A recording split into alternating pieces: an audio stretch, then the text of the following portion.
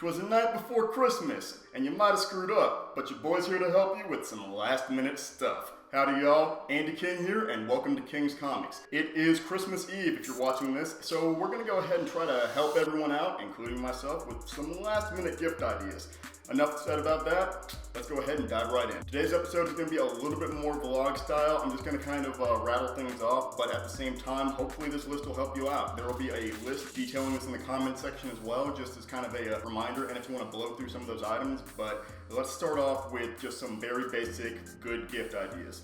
Especially if you've got geek or comic fans, you want to go ahead and do something and kind of straightforward, but a gift card. Don't necessarily try to assume something that someone wants, especially when it's a last minute gift and you need to get something shipped or etc. Maybe you can just get them a gift card at a local comic book shop, Walmart, Amazon. That way you're not having to worry about shipping or returning anything. That brings us to another idea. Always get a gift receipt. If you end up getting something for someone last minute, just give them a gift receipt with it so that they can go ahead and go back if they need or want it. Cash that is, or if they want to trade it in for something, especially if you get shoes or clothing and they need to do an exchange. If you've got a comic mega fan, someone who actually collects single issues, then get them some bags and boards. You can usually find those at a comic book store, especially if you've got a local one, and that is shockingly a pretty straightforward gift that is really helpful, just because it's something people always forget about, and especially if you collect a lot of single issue comics. If you can find some pre-bagged and board ones, that's even better, some pre-made ones, because then you're not having to worry about if you have one off or if you have 50 then 100 and you have to buy more. So that's a pretty affordable gift idea as well. An IOU is not a bad thing, at least for me. Just saying that maybe something's arriving late, or that maybe you pre-ordered something. Pre-orders are something that is a little bit iffy as well. I've got one coming in for one of my best friends because it's a video game and I know he likes the series, but I know that the next one doesn't come out till next year. This is like the second or third time I've done it, and it can be a little bit of a risk or a gamble, but I'll usually pre-order something in some rare cases. And then I'll give them like a little something on the side, maybe some candy or something like that.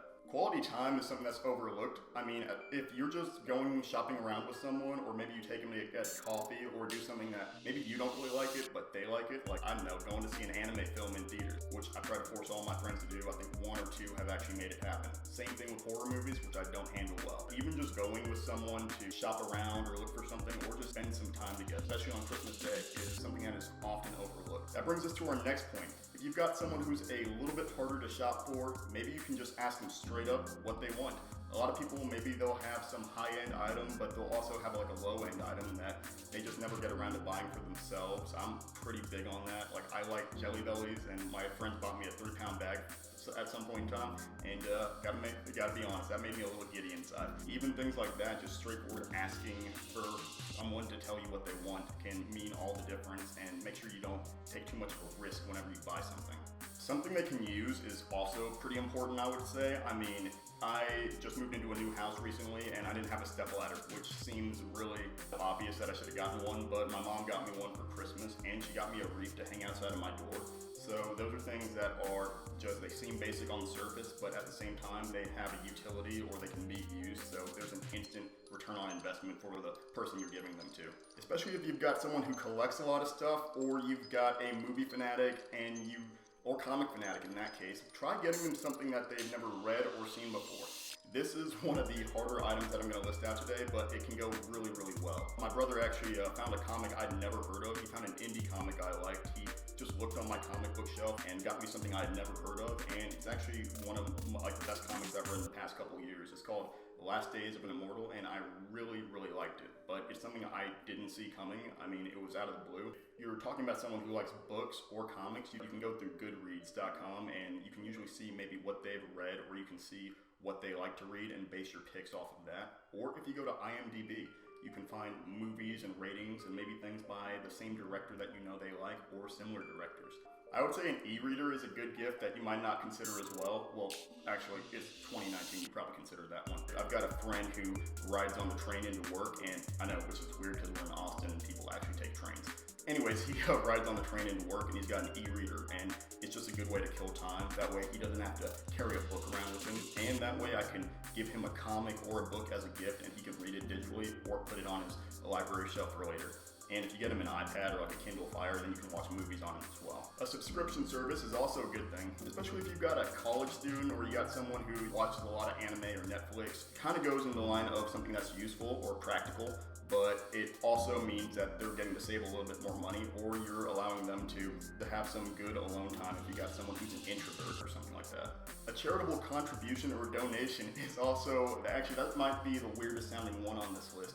But you have people who are really passionate about things, or maybe they do a lot of volunteer service or work for somewhere that is a nonprofit. Doing a donation, especially in their name, or donating to a cause that, once again, they really, really support, could be very, very important to them. And last but not least, straight cash, baby. I say this because I've actually got a younger brother who's still in college, and I mean, there's not necessarily a way you can go wrong with just giving someone a nice lump sum of money. Well, actually, the risk there is that if you think it's going to offend someone's feelings, or it doesn't feel like, you've thought it well out and it's a quality gift. But at the same time, I mean, it can be better than a gift card. And if you know someone has, some bills to pay before it's going to school and could use a little bit of extra scratch, then there's nothing wrong with that. And it might be the most practical gift on this list. And that's all for today, folks. That's my last minute gift idea list. So I hope it helps someone out there. And I'm going to be shopping here in a bit. That being said, thanks so much for tuning in for today's episode of King's Comics.